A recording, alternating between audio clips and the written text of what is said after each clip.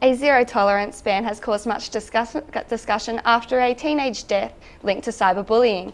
I am Kate Otwell and I am joined from a representative of Cyber Aware Canberra, Jacqui Garrity. Welcome, Jacqui. Hi, Kate. Would you be able to tell us a little bit about Cyber Aware Canberra? Yeah, so our organisation works with ACT Education and the Independent Schools Association, as well as the Australian Federal Police. What we're basically aiming to do is to promote cyber safety and online awareness, and that is through education. All right, and why doesn't Cyber Aware support the new zero-tolerance ban? We don't really think that a blanket ban on social networking is the most effective way to combat the issue. Basically, I understand the argument that limiting resources will limit this sort of thing happening, but what we think is that the best way to promote online safety is, as I've already said, through education.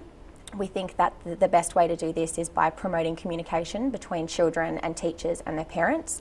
We think that if there is a blanket ban, children will still find a way around that. I mean, how do you really police something like that? Basically, there's always libraries, there's internet cafes, even maybe an older friend who could give children access to these social networking sites, and we think that way if children do go online and something happens, they'll probably be quite reluctant to tell a responsible adult because they think that they'll be in trouble for being on those sites. So we think that education at all levels, so that's at school and in the home, is the best way to deal with this.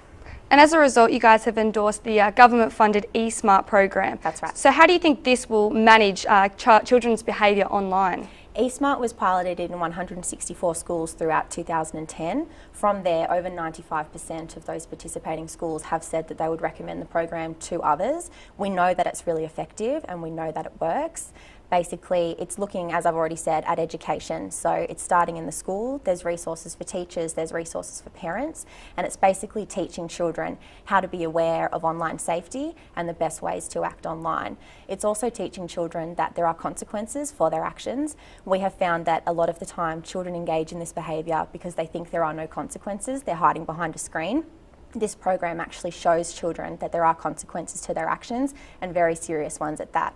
So you would say it was very successful? Yes, we would. Over 95%, as I said, of the schools that had it piloted have recommended it to other schools. And what about the financial burdens of it? Was it it looks like an expensive program to run and endorse. How did you guys deal with financial issues? Schools in Queensland and Victoria have been able to participate in the program for free. That's because they have they've joined up with the Alana and Madeline Foundation, of which eSmart is an initiative. The Department of Education, Employment and Workplace Relations also provide funding for the program. There are also some schools in Victoria that are considered special needs or suffering financial hardship, so they get the program for free as well. For those schools that are unable to pay for this program, the Australian Communication and Media Authority has a program called CyberSmart as well.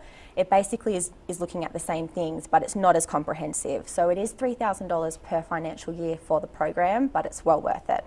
All right, and the CEO of Cyber Aware Canberra, Laura Smithson, she said that there are required tools that are presented for parents and teachers. What are these tools that they can engage in? That's right. So we're basically telling parents to engage in dialogue with their children, so know what their children are up to online. We know that there is a bit of it might be sort of covert in terms of what children are actually doing online. Parents may not even be aware that their children have a cyber life, but we're telling parents to engage in conversation with their children, make sure computers in the home are in places that can be seen. If you start to notice that you're walking into the room and the child's closing down a web browser, chances are something suspicious is going on. But basically, by having conversation with your children, letting them know that they can talk to you and that you trust them, we think that's really the best way to go. And so you feel education and awareness are more positive for a student or a child to learn online bullying rather than presenting a zero-tolerance ban? That's right. We think rather than saying all out there's a blanket ban, you can't use this equipment unless you're over the age of 16, we think really promoting awareness and education is the best way to do that. Showing kids that they're trustworthy and that there are people who really do take this seriously but who know that they can act responsibly as well. We think that's the best way to go about it. And do you rely on other heavily resources outside Cyber Aware Australia, like the AFP and other organisations? Yeah, so as I said previously, we do work with the AFP. We also work with ACT Education and the Independent Schools Association. So we're really looking at this issue on a number of different levels, making sure that we've covered it from all bases. All right, well, thank you for your time, Jacqui. We look forward to hearing about Cyber Aware Canberra when it comes further into the future. We also would like to pay attention to what online bullying really is and take further action to help keep our students and our children safe online. Thank you for joining us. I'm Kate Otwell.